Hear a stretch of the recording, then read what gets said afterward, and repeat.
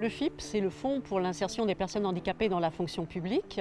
Et ce FIP, qui est créé depuis 2005 et mis en place en 2006, accompagne les employeurs publics des trois versants, l'État, la territoriale et l'hospitalière, pour accompagner justement ces employeurs publics à recruter, mieux recruter, plus efficacement et en effectif, et à maintenir en emploi et dans l'emploi des personnes en situation de handicap.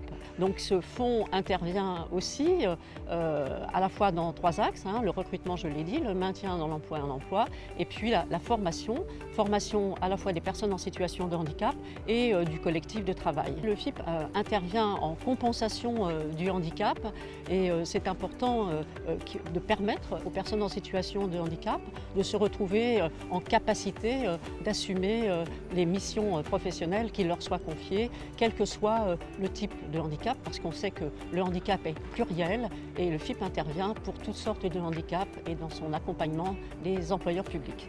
Alors le FIP intervient par un système d'aide, aide sur catalogue, sur plateforme, mais aussi par le biais du conventionnement, convention qu'on passe avec les employeurs publics et qui effectivement nous permettent de mieux coopérer, collaborer avec les employeurs publics dans le cadre effectivement d'une politique handicap beaucoup plus globale.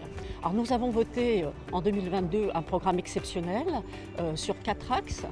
Un axe sur le développement de l'accessibilité numérique, notamment des applicatifs métiers pour permettre effectivement une meilleure adaptation des personnels en situation de handicap au numérique. Un axe aussi sur le développement du parcours professionnel et le déroulement de la carrière professionnelle, parce qu'il est important que les personnes en situation de handicap ne soient pas simplement toujours sur le même poste, mais puissent évoluer professionnellement sur les nouvelles modalités aussi de travail, tel le télétravail, mais pas seulement. Et puis, bien sûr, un axe prioritaire pour nous, c'est les handicaps invisibles. Et justement, nous avons organisé, comme nous l'avions fait pour l'apprentissage, un tour de France des handicaps invisibles. Et aujourd'hui, on en est à notre 4e étape. Et nous allons travailler et échanger ce matin sur travail et cancer.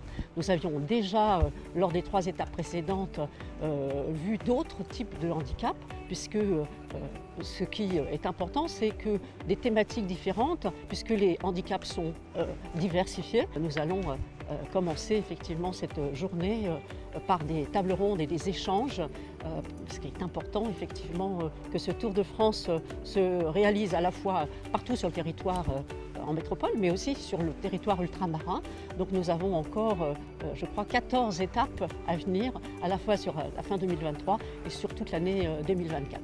Il y a donc 4 étapes dans notre Tour de France déjà réalisées, dont celle d'aujourd'hui sur travail et cancer.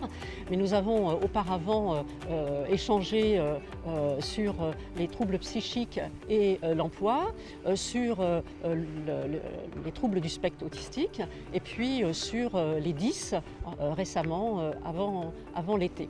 Et ce qui est important, c'est qu'on souhaite effectivement rendre plus visible ce handicap invisible. Ces handicaps invisibles, ils sont très pluriels, puisque c'est ce qu'on connaît le moins. Comme ça n'est pas visible, on ne le sait pas. Il y a des fois des incompréhensions à la fois des employeurs et puis du collectif de travail sur lesquels des fois repose beaucoup plus de travail puisque il y a cette compensation quelquefois. Donc s'il n'y a pas cette adaptation dans les services, dans les collectivités, chez les employeurs publics, eh bien on n'arrive pas à assumer pleinement et efficacement la situation des personnes en situation de handicap dans l'emploi.